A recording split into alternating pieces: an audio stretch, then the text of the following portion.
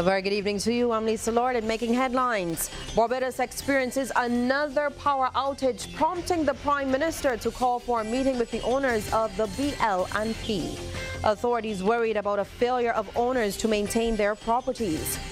Work underway to ensure the safety of roads in St. Lucie. And in sports, defending champions CCC Marooners out of contention for their Super 50 title. Broadcasting from our studios in the Pine St. Michael, this is CBC Newsnight, starting now.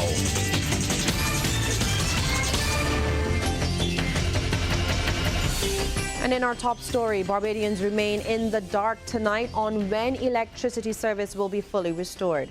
Hours after service resumed late last night, Barbados was hit by yet another electricity outage. Now, it's an issue the Barbados Light and Power Company says it is working to resolve.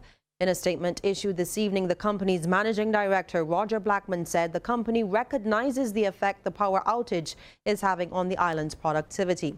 While he did not provide a time frame for resolution, he did speak about what has caused the problem.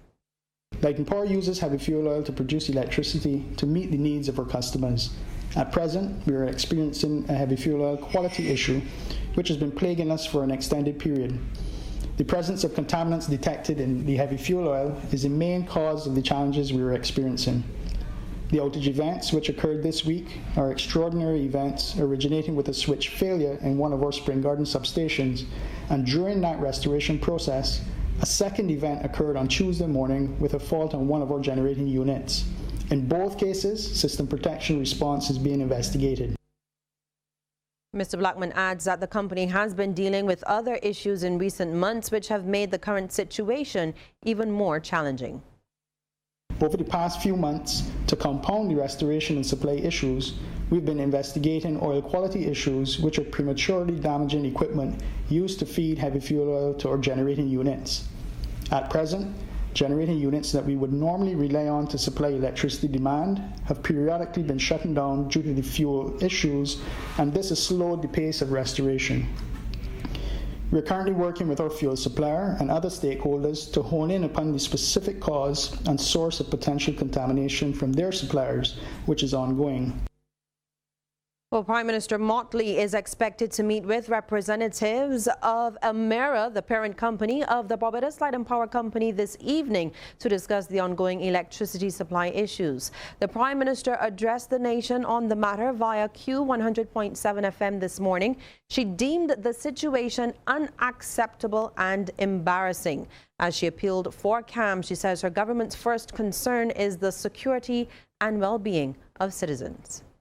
We have, therefore, ensured that we have done all in our power from as late as yesterday afternoon into today to make sure that Barbadians are first safe, and the law enforcement authorities are taking care of that. With respect to access to water, we are working on that, and where those pumping stations cannot be brought back up, we are ensuring that there is a deployment of the water trucks in the order of priority that they are needed. Similarly, as I said, because the bell is back up and because Ionics will shortly be back up, we expect most of the island to have access to water today as long as the power can be stabilized there. Now, the operations of some small and medium businesses which rely on cold storage as part of their operations have been severely affected by the power outages over the past few hours. Now, many of them have been seeking the services of the BICO-operated Harbour Cold Store at the Harbour Road in St. Michael.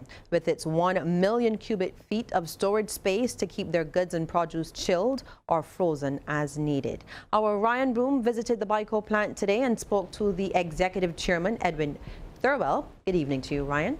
Good evening, Lisa. Now, when a CBC News team visited the BICO plant today, workers were very busy, both loading goods into the cold store and releasing goods to customers. The items range from meats to fruit and vegetables. Pineapples we get people bringing chickens down that they need freezing. We put them in there. We get anyone who has a breakdown. I think over the weekend a hotel had a problem. Their freezer room went off. It's full of steaks and things. They're desperate. They have to rush down here and put it in there to save the life of all their product.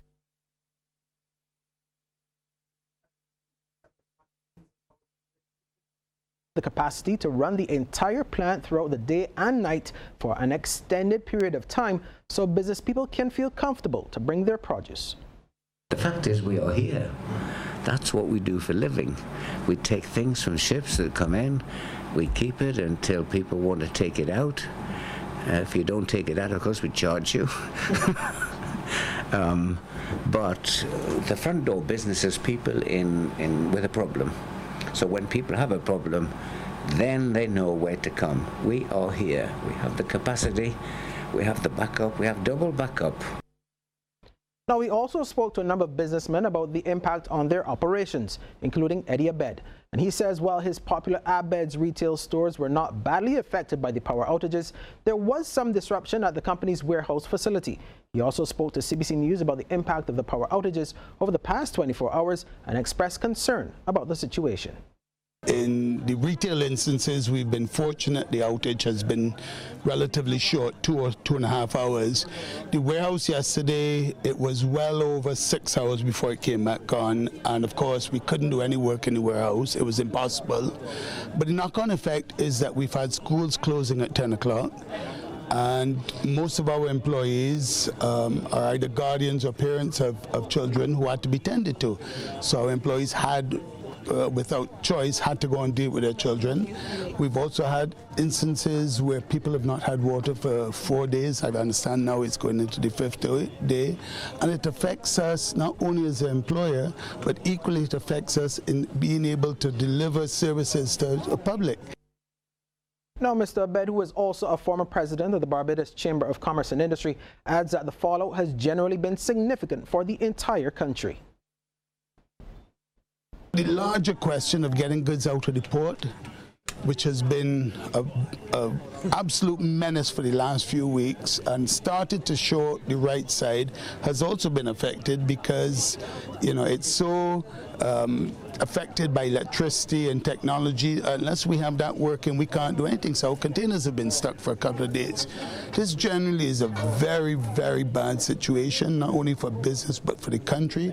And sadly, I must tell you, I've heard the statement that this is because of aging equipment, light and power, and I just don't think that's good enough. They have a mandate to make sure they provide a service, and they need to do what is necessary to ensure that service is sustainable, and that they've planned for the future.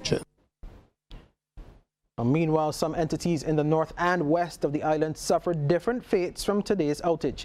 In Holetown, many of them, including the Barbados Revenue Authority and Massey Supermarket, conducted the day's business as usual without any sign of interruptions. However, the nearby Rubis station was unable to pump gas during the outage.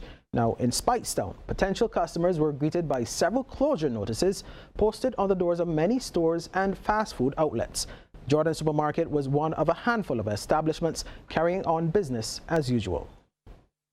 It affects us because our generator is working since yesterday. How many generators do you have? One. However, the same could not be said for small businesses based in the nearby Jordan's complex. It's an endless list of problems. The heat, you can't invoice. You had a shut early yesterday. You know, you have to try to go to some sort of emergency manual system because, I mean, you would expect the power will go out, so you expect the laptop battery will be able to run you for a certain time and stuff like that, but for a whole day and then a second day too, it's been a bit much. But you saw me just now writing a manual bill to a customer, you know, so you're trying to improvise, but it's a huge inconvenience. And Lisa, on the individual level, many Barbadians also vented their frustrations about the entire ordeal and told us how they've been coping. Lockdown, everything. Stove, fridge, even can't get my phone charged. I use my car. So that's life. Can't we use receipts still and a certain system to still make business move instead of just, you know, shutting the doors or whatever?